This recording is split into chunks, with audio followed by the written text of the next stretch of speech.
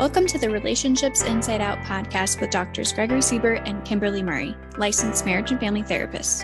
Join them on this journey as they explore the ins and outs of relationships. All right. So New Year's is coming up right around the corner. Cannot believe it's already that time. Yeah. And with it comes all the resolutions. Whew. They're always so focused on health, right? Oh, the gyms are packed. Packed. For 2 weeks. For like 2 weeks. Yeah. Yeah. But never are therapists then packed, right? We only talk about it as physical health. We don't talk about mental health or relational health. Yeah. So then for you, what would be like the ideal New Year's resolution? Ooh. Would be something that focuses on overall well-being, not just one aspect of the self. Would be not based on like the scale or something like that, but based on improving your quality of life, something that's tangible, maybe perhaps a little bit challenging. So for me, it would be improving my connection with my husband or improving my self-worth or something I'm struggling with internally. What about for you? Yeah. I think for me, the last 3 years has been self-compassion.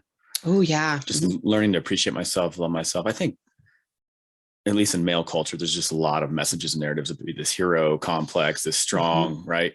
It's been a lot of years not even learning how to be emotional with yourself. And with that, some of the research around anger is if you're not in touch with your emotions, anger is kind of the primary.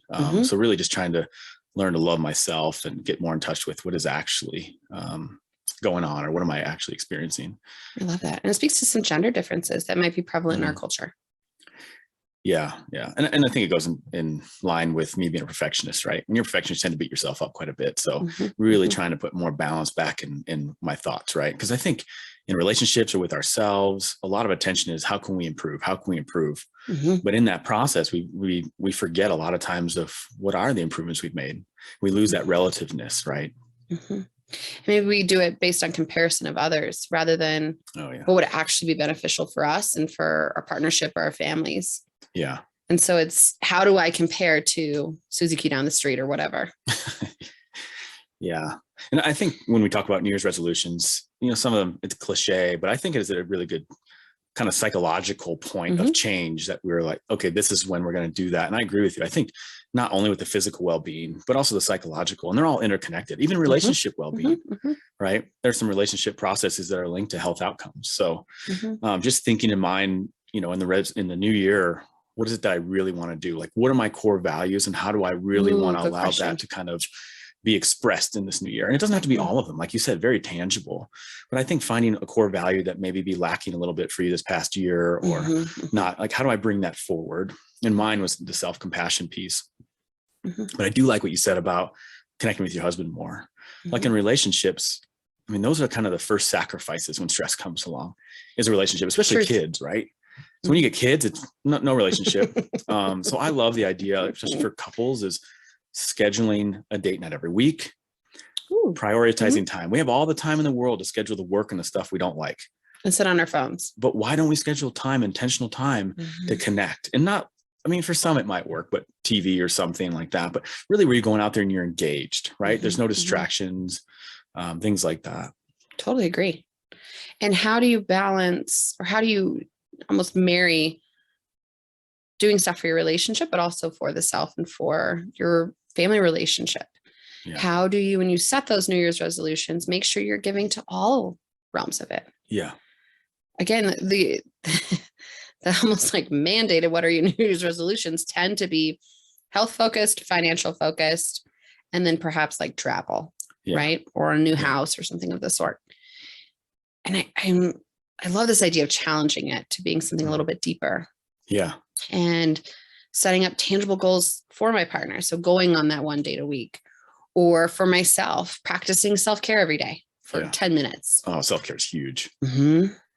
Or for me as a woman of faith, connecting with God every day or whatever it might be, but really focusing on the whole body, the whole self. Because what's interesting too, is when we talk about health, we only think of physical health typically. But our physical health is largely determined by our mental health. And vice versa. Yeah. And if one is slacking, chances are both are going to be a struggle. Yeah. We can't just focus on one. Well, and even in the context of, say, relationship well-being, individual well-being is not independent of that. Because we're bringing ourselves in that relationship, and if we're not in a good place, how do we better our relationships through even better in ourselves too, right? Kind of that two-pronged. But I think it is important not to get overwhelmed, figuring out what is more tangible, what is simple. Maybe the year is just to find, I need to explore myself and find my values.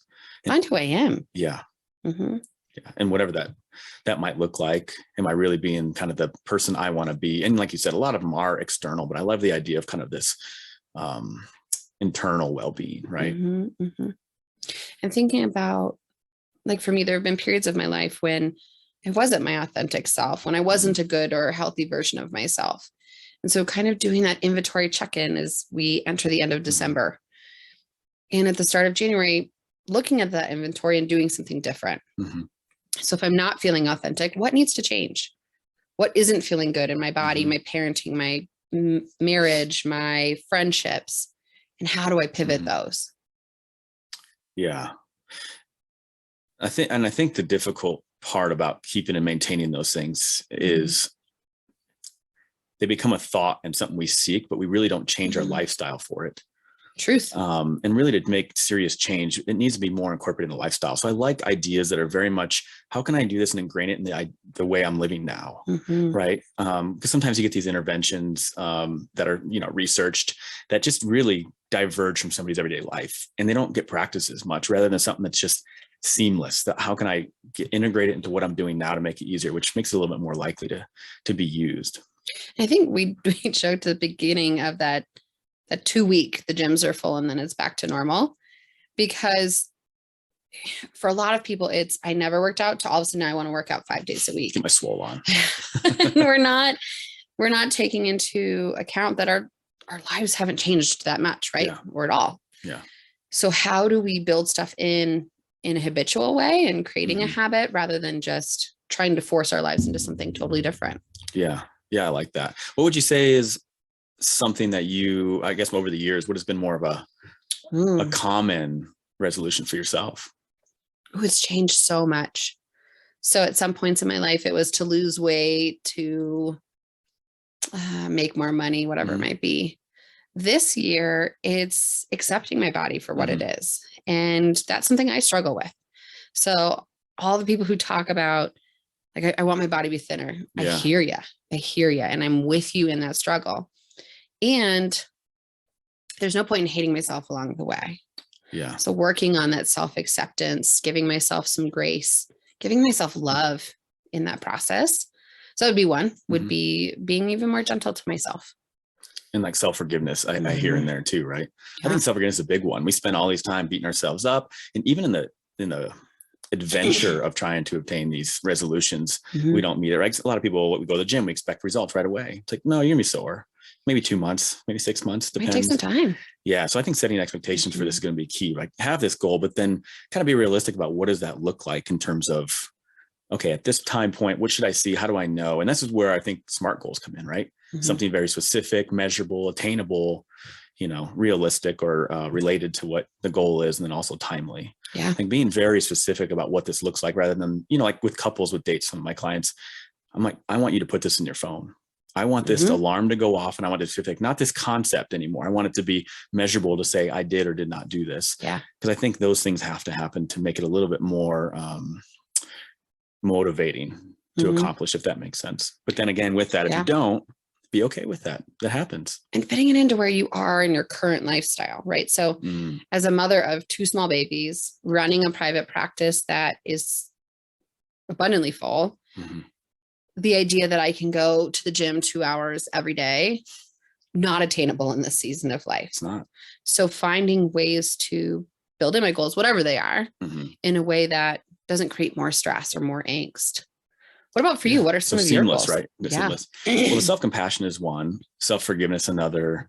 I like, for the couple relationship, my wife, and I think I haven't made it this year, but I think that's what I'm going to do, is get to know her more, her hobbies, and connect with her more on hers. Because I think a lot of times, I'm a little selfish, and I'm like, let's go do this and that. And but I want to be a little bit more conscientious of what are hers, and kind of have some reciprocity in that connection. And I don't know if you're familiar with the Gottman card deck. So I love that. So Gottman has these cards, and there is an app actually you can use. Yeah, it's really cool. It's free, but it has different topics you can go through with your partner, and you can have this. And I think also in an effort to connect, you're also learning, right? So these cards force you to have these conversations, and obviously you don't want to do it in a time of conflict or make it like a competitive thing of who knows more or whatever, but really just making it about curiosity. And I think I want to do that to kind of enhance where we're at. Yeah. And it allows you to learn about yourself. Yeah. Right. As we open up to our partner in that relationship, we also build a relationship with ourselves, because we start to understand ourselves better and can give ourselves that self-forgiveness, that grace, that compassion, whatever it might be. Yeah. I mean, for you, what would you say if we were to kind of parse this out a little bit? Some of the top like relationship goals that you think would be important? Ooh. So when I think about relationship goals, intimacy, so mental, physical, sexual, emotional, all of them. We can't neglect any one of those, or it starts to slide into roommate or resentment. So intimacy would be a big goal. So something around that, getting more comfortable with my partner, or more comfortable being vocal in sex and what feels good and doesn't feel good. That's a big one. We're afraid to talk about really what makes us feel good and what I like we're almost ashamed a little bit, depending on the narrative someone's grew up with around pleasure. Even what you were saying at the top of the hour of being more emotionally intimate, being vulnerable with my partner. Yeah.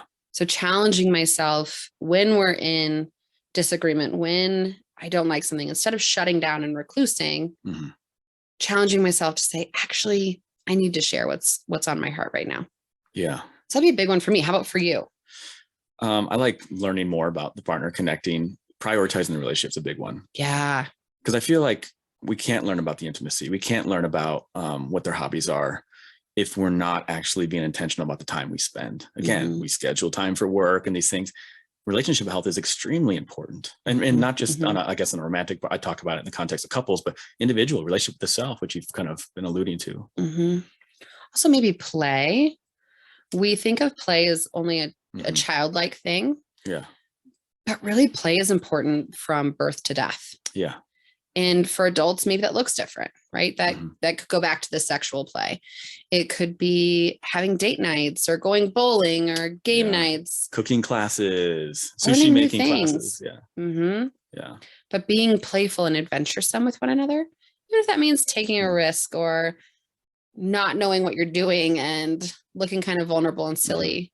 I think play is a huge one. Yeah. Yeah. And in that play, I think, that includes travel. Yeah. It includes taking risks on, like we kind of talked about just a little bit ago, classes. I like the fun ones, right? And even kind of growing in those classes. So it's kind of moving away from play now, but more about learning more about ourselves as in a relationship, either individual or with another, is going to a class, like a couples class or an individual class to learn skills like self-compassion, things like that. Just any way that we can take in knowledge that we're not going to have really about ourselves and techniques to learn to really integrate into our lives. Makes me think about, we've sought our own therapy, and in the course of that, as well as some other things, I've come to this place of, how do we lead the life we want to lead? So if I say I want a life with connection, but then I'm spending the whole night on my phone, how am I fostering this goal? And so examining, I have this life I want. How do I actually build what I need around it to have that life? And that's where I think those values come in, to identify that and make it a little bit measurable. Like, how do I meet this? Right. I also like the idea with couples, I'm losing my train of thought here. Maybe we'll come back. Oh, perfect. Is we spend a lot of time, there's tasks or interventions out there that help people learn gratitude for themselves. But I like on a couple level, turn that to the couple dyadic and instead of focusing on what's wrong with a relationship all the time, what are the little things you appreciate? What do you appreciate your partner on a daily thing? Like, you can even take the 5-minute gratitude journal that focuses on the self and turn those questions to what am I grateful for my relationship, right? What are some things I want to do to improve that today? And who am I as a partner in a more positive affirmation kind of way, right? I'm assuming you've used that with clients, right? Correct. Yeah. So how has that worked out for them? So when they use that, what does it do for the relationship? I think I've gotten good feedback with that. And I think what I've heard more collectively is this idea that it provides more balance in their perspective of the relationship, and it increases this positive sentiment. John Gottman talks about positive sentiment a lot, right? About the importance of that balance and a strong predictor of relationship success.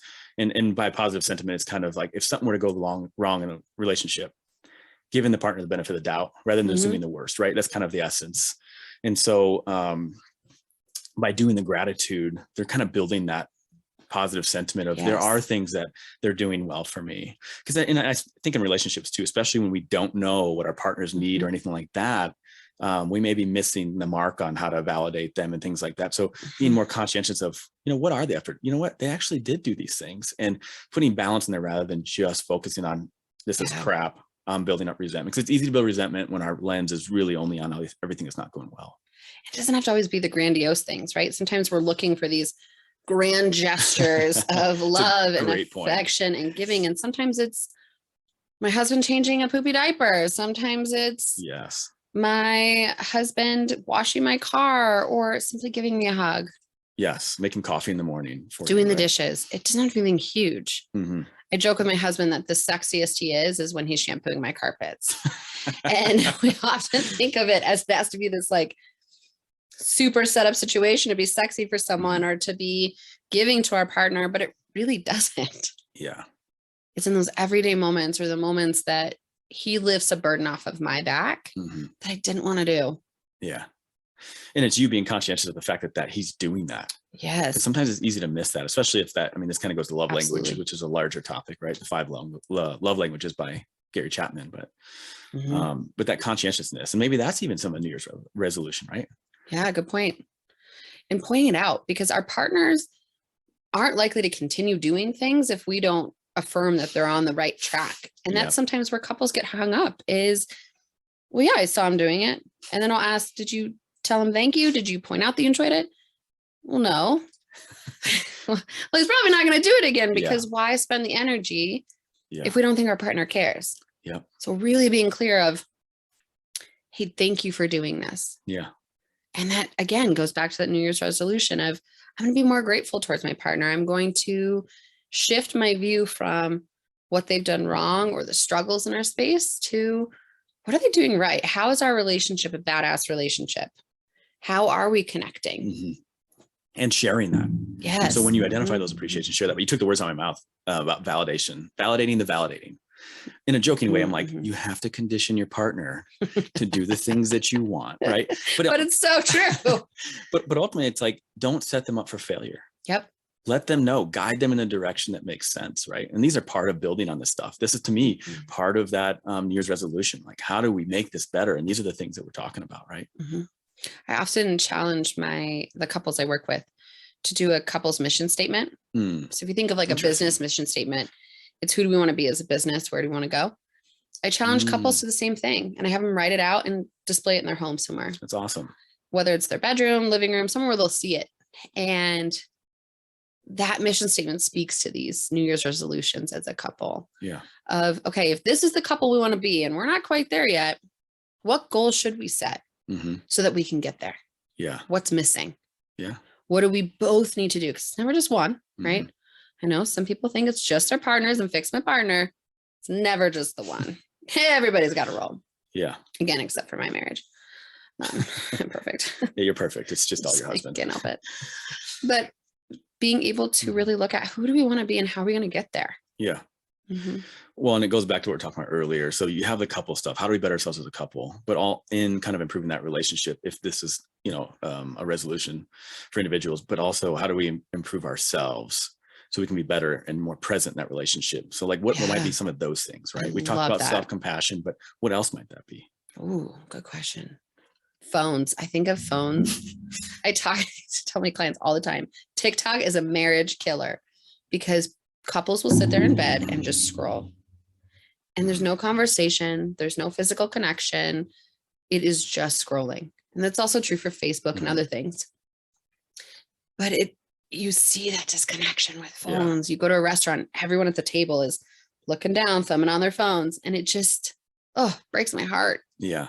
Breaks my heart as a therapist. I mean, I think even TV, right? watching TV. 'Cause a lot of people think connecting is TV, but then years go by and like, I just don't feel connected. Well, what do you typically? We come home, same routine, same mundane. It's like, break it up. What can you do that's exciting? They talk about the weekly date, but then monthly, change up something, do something different every month, right? Yep. So I think that one's a big one, like shake it up a little bit, get out of the monotony, and especially make it more focused.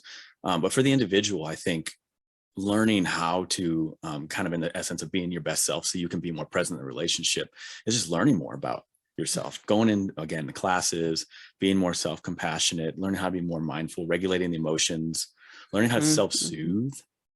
That's a big one. Yeah. And we're going to talk a lot about that in future podcasts because it's huge. Yeah. Well, especially like if you can self-soothe when maybe your partner's not having the best day. Or if speaking to an individual, like another family member, or you're at work, and how do you become more effective in that situation? It's learning how to regulate and not become defensive, right? And with these goals, sometimes when we start a goal, we want it to just feel like we're proficient at it and we're strong, and they might be awkward at first, and you might kind of suck at things at first. And being able to self-soothe and allow yourself to work through the discomfort is so powerful. And so like when you say switching it up, so instead of watching TV, talking to your partner, what do I talk to my partner about? Right? How do I make eye contact with my partner? For couples that haven't had sex, how do we re-engage in that? And accepting it might be awkward. It might be weird. And that doesn't mean it's a reason to avoid it or quit. Yeah, the uncomfortableness. I mean, instead of watching TV, let's cook something together, right? You know, play a card game. Some partners don't want their other partners touching the food, but but and one thing I think for an individual that I love to ask, and even ask myself continually as a kind of a checkup for my own well-being, is who am I outside of my relationships? Ooh, good question. And I think it's really important because we don't want all of our self-worth to be in one place, right? We like, so what is your identity outside of this relationship, and the values that make that up, and what are you doing to kind of do that alongside the relationship? So one value might be the relationship, bettering that, but what about for yourself? Right? I love to be athletic. What did you do previously? I used to run. Good, let's run. Not me, I just more the general example, but I don't run.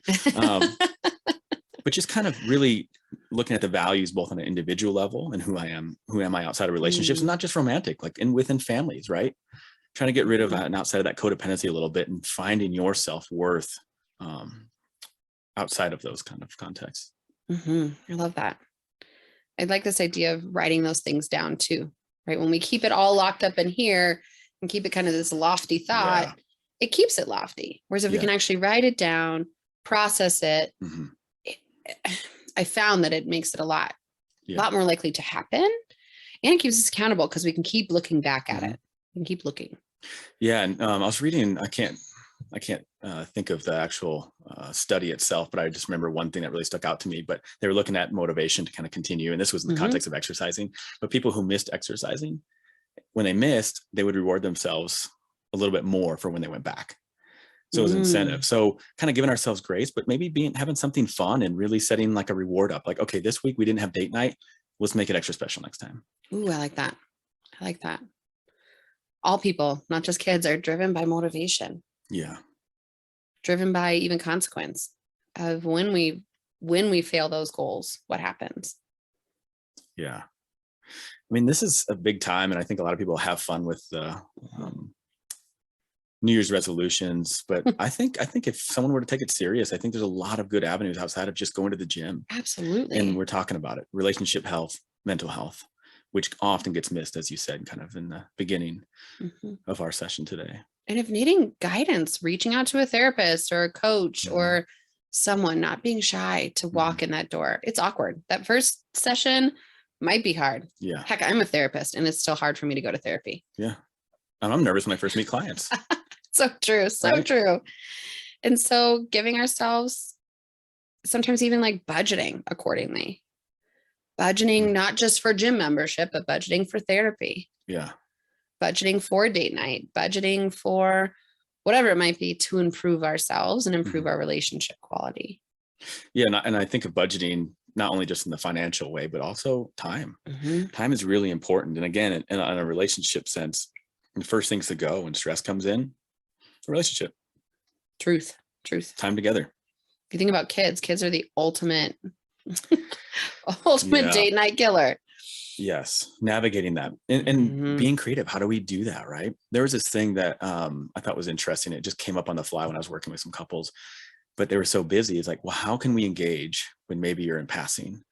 And they had the idea of they both love to paint, so they put a canvas up there, and when one came home, they added to the painting, and they created this joint painting. We called it a painting and passing. That's cool. I loved it. Loved it. That's really neat. But I think little things where we're creative, how do we navigate around the barriers? Yeah. But this is what all goes into this planning as resolutions, not just like, I'm going to be a better me.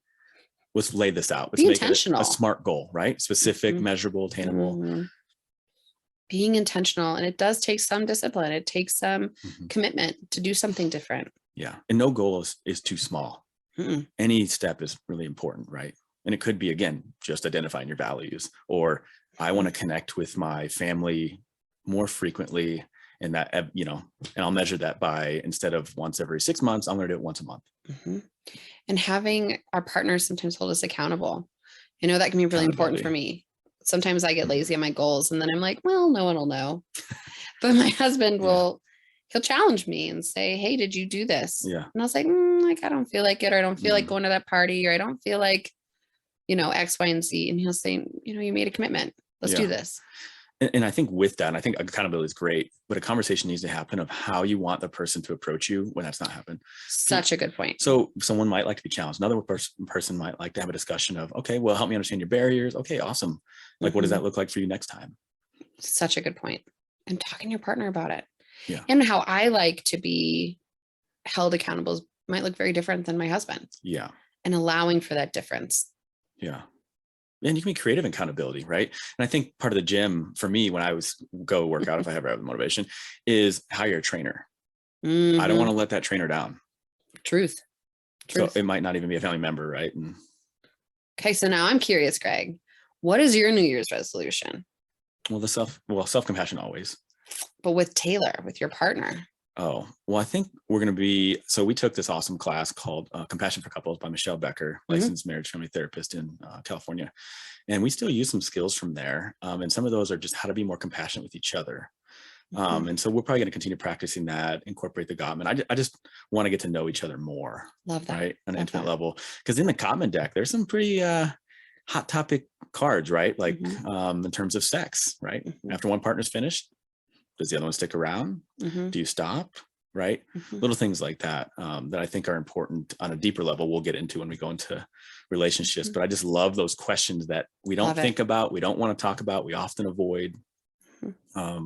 So that's kind of where I'm at, but I do want to also think about her goals as an individual and how I can be present in them. Good point. And if she wants me to be accountable or not, and kind of what that looks like and how I can best, again, support that value.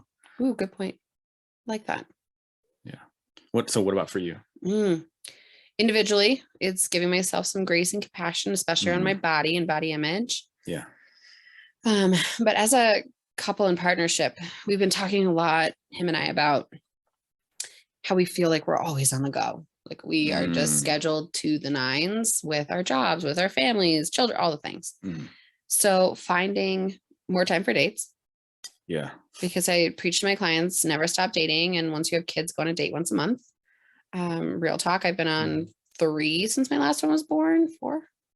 And she's 14 months. So not following my own advice. So creating more time for play and dating, but also slowing our life down a little bit. Yeah. And saying no a little bit more often to other people or other things, or the boundaries. Yeah. Our therapist at one point had asked us, what are the glass balls and what are the plastic balls you're juggling? So the glass ones you can't drop. Plastic ones you can let some go. Interesting. And so helping us think about what are our priorities? So what are the glass ones? Which ones do we have to keep going? And then what ones can we let go? Yeah. Is it super important that my house is picked up every night? No. Not with 2 kids. No. But I'd like to say yes, right? But that is a plastic ball. Sometimes I treat it like a glass ball. So reprioritizing so that we as a couple have time together, time to slow down, time to breathe, time to enjoy each other. Yeah. I like what you said too about, maybe I don't have to clean up, which brings me to this idea of like, a New Year's resolution is changing our perception, Mhm. learning a new perception by engaging in something that we've never thought of, learn a new language. Get curious. Yeah. Yeah. I mean, as long as we're always growing, I think it's important. But again, I love your word, give yourself grace for being human. None of these processes are perfect. Grace over guilt. That is a mantra I will live by for as long as I can. Right. And I preach it to my clients all the time.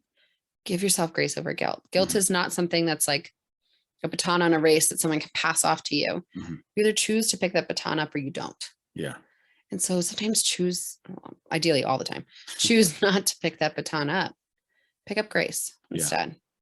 Let yourself breathe. Let yourself learn from your mistakes or learn from your lack of motivation or whatever it is. Yeah.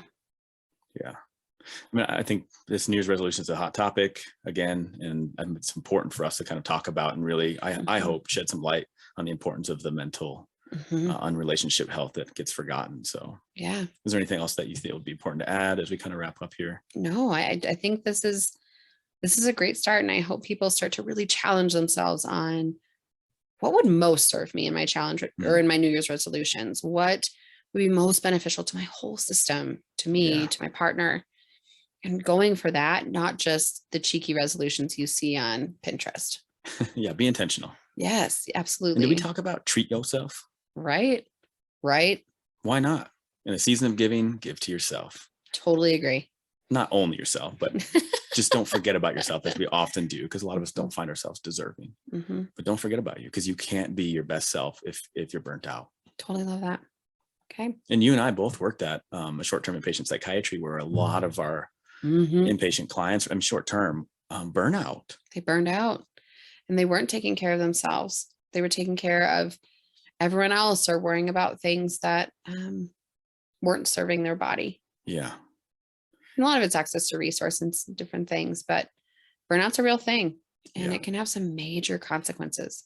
And that's why I think, kind of in closing, the New Year's resolutions is focusing on the things that can help fill your cup and rejuvenate you and take care of yourself. And that's what I kind of like about the resolution stuff, is it tends to be inward focused. But again, let's try to get away from some of the cheeky stuff and be more intentional and have something with a little more depth. And reevaluate. If as you're going into February, March, April, if those goals aren't serving anymore, pivot. January isn't the only month in which we can make a goal. It can be really any time. Yeah. But I think as a culture, this for some reason tends to be the let's do this. Fresh start, new year, new you. Yeah. What is it? New you 22 or something? I haven't heard that. Yeah. But that would make sense. They're making it clever. So yeah, it sounds good. So this is my year then. This is my year. All right. Well, thanks for listening. And if any questions, comments, concerns, please put them in the bottom and we'd love to hear from you. Or email us. Thanks.